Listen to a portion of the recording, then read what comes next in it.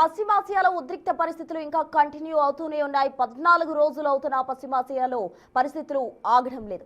నేపథ్యంలో ఇరాన్ కొత్త అధ్యక్షుడు మసూద్ పెజెష్కియాన్ కు ప్రధాని మోదీ ఫోన్ చేశారు. ప్రస్తుత పరిస్థితులపై మోదీ ఆందోళన వ్యక్తం చేశారు. యుద్ధం వల్ల పౌరులు ప్రాణాలు కోల్పోతుండడం దురదృష్టకరమని, ఇది ఎవరికీ మంచిది కాదని మోదీ స్పష్టం చేశారు.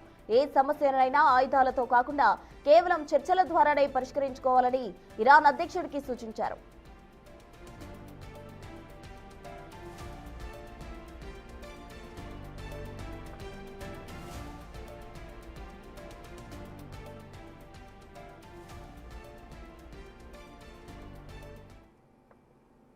ఇదే అంశానికి సంబంధించి పూర్తి వివరాలు మా ప్రతినిధి శివ అందిస్తారు. శివ, చెప్పండి, మొత్తంగా పశ్చిమాసియాలో యుద్ధం స్టార్ట్ అయ్యి అమెరికా, ఇజ్రాయెల్ అలాగే ఇరాన్ మధ్య యుద్ధం స్టార్ట్ అయ్యి 14 రోజులు గడుస్తుంది. అయినా అక్కడ ఉద్రిక్త పరిస్థితులు చల్లారని పరిస్థితి. నేపథ్యంలో ప్రధాని మోదీ అటు ఇరాన్ కి సంబంధించిన కొత్త అధ్యక్షుడు పెజెష్కియాన్ కు కాల్ చేసి మాట్లాడడం జరిగింది. ఆ చర్చలో ఏం మాట్లాడారు, ఏం జరిగింది? రైట్. ప్రస్తుతం 28వ తేదీన ప్రారంభమైన యుద్ధం ఈ రోజు 14వ రోజుకు చేరుకుంది.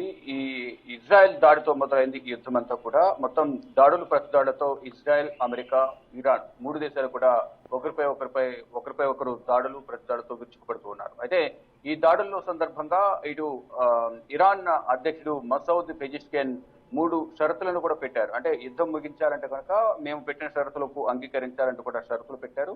ఆ షరతులకు ఇప్పటి వరకు ఎటువంటి ప్రతిస్పందన అనేది అమెరికా నుంచి, ఇజ్రాయెల్ నుంచి రాలేదు. మరోవైపు ప్రధాని నరేంద్ర మోడీ ఇరాన్ అధ్యక్షుడితో మాట్లాడుతూ యుద్ధాన్ని ఆపి శాంతిపూర్వకంగా మాటల ద్వారా ఈ ఒప్పందం కుదుర్చుకుని యుద్ధాన్ని విరమింపజేసే విధంగా చర్చలు జరుపుకోవాలంటూ కూడా ప్రధాని నరేంద్ర మోడీ ఇరాన్ అధ్యక్షుడికి సూచించినట్లుగా కూడా తెలుస్తోంది. కానీ ఎక్కడా కూడా ఇటు ఇరాన్ అధ్యక్షుడు చేసిన ప్రకటనకు, షరతులకు ఎక్కడా కూడా ఇటు అమెరికా అధ్యక్షుడు కానీ, మరొక ఇజ్రాయెల్ ప్రధాని కానీ, ఏ ఒక్కరు రక్షణ శాఖకు సంబంధించి కానీ, విదేశాంగ శాఖకు సంబంధించిన వారు ఎవరు కూడా స్పందించలేదు.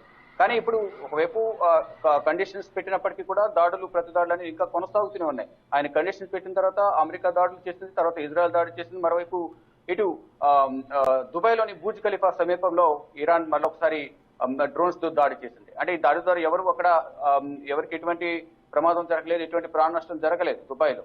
కానీ మళ్ళా దాడులు ప్రతిదాడులు అనేవి జరుగుతూనే ఉన్నాయి. ఒకరిపై ఒకరు దాడులు చేసుకుంటున్నారు. ఈ నేపథ్యంలోనే దీని ద్వారా ప్రజల ప్రాణాలకు నష్టం వాటిల్లుతుంది. ఆర్థికంగా కూడా అన్ని దేశాలు నష్టపోతాయి.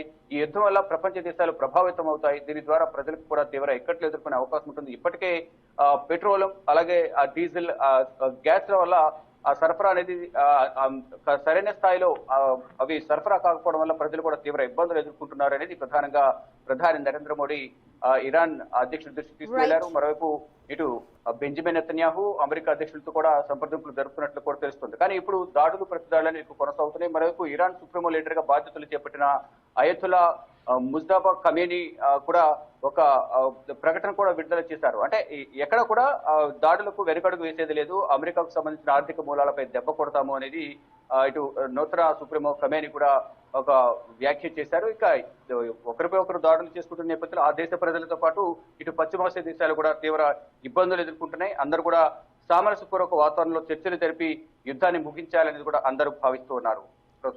Right Shiva, thank you.